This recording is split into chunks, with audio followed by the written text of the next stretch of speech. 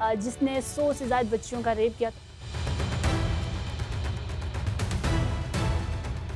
खुदारा उठें और इन चीज़ों के लिए अपने बच्चों के लिए आवाज़ें उठाएं। और तब से अब तक जो है वो ये ना रुकने वाला सिलसिला आज भी जारी है।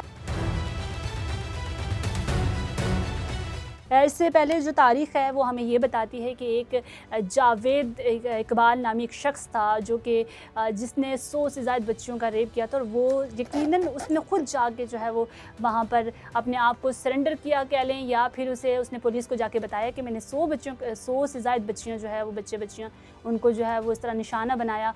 और उसके बाद पुलिस ने तो उसका जो था उस इनकार कर दिया मानने से कि ये ऐसा कैसे हो सकता है, एक बंदा आकर हमें ख़ुद बता रहे कि मैंने ये जुर्म किया है।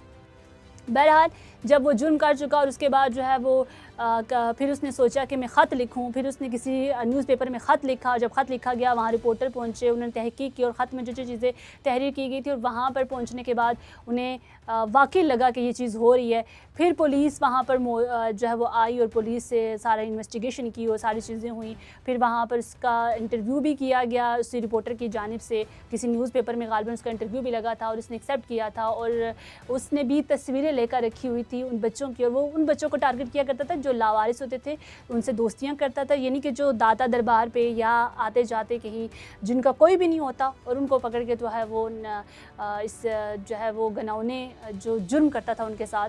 तो वो इस तरह की जो चीज़ें थी वो भी पता ना चलती अगर वो ख़ुद बंदा ना जाता और वो ख़ुद ना पकड़ा जाता। ये 1999 की बात है, और तब से अब तक जो है वो ये ना रुकने वाला सिलसिला आज भी जारी है। और इससे हर घर की, हर मोहल्ले की, हर जो है वो इलाके की जो बच्ची है वो इन चीज़ों का शिकार हो रही है। और कुछ हिडन केसेस हैं, ये तो केसेस वो हैं जो आपके सामने आ रहे हैं, और कुछ ऐसे केसेस हैं और कुछ ऐसे मुजरिम हैं जो ऐसे ही जो है वो दंदना रहे हैं। वो क्योंकि आपका कानून कमज़ोर है और आपकी जो कानून की गिरफ्त है वो कमज़ोर है। जब लोगों का कानून पर एतबार उठ जाता है, फिर इंसाफ का बोलबाला ख़त्म हो जाता है, तो फिर ऐसी चीज़ें और ऐसी सिचुएशन जो है वो एक नॉर्मल सी और आम सी बात है।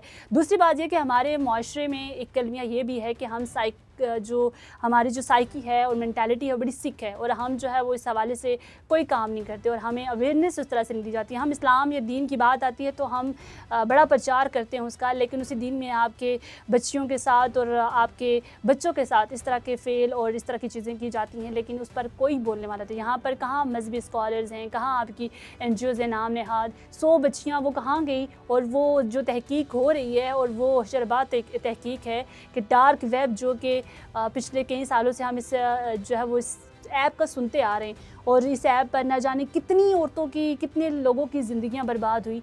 तो हमारे कानून नाफिज करने वाले इदारे, उनसे सवाल है, उन पर ये सवालिया निशान उठता है कि कहाँ हैं अब तक। और कोई ऐसी छोटी सी बात हो तो आप अगले के घर पहुंच जाते हैं, लेकिन इतने बड़े बड़े वाक़यात हो जाते हैं तो वहाँ पर सज़ाएँ इतनी कमज़ोर क्यों हैं। और वहाँ पर मुजरिम खुद आके बताते हैं, या किसी न किसी बोले भटके से उन तक पहुँच जाता है इंसान, लेकिन वो हम जो है वो नहीं देखते कि हमारे इर्द गिर्द बहुत सारी ऐसी चीज़ें हो रही हैं। खुदारा उठें और इन चीज़ों के लिए अपने बच्चों के लिए आवाज़ें उठाएँ।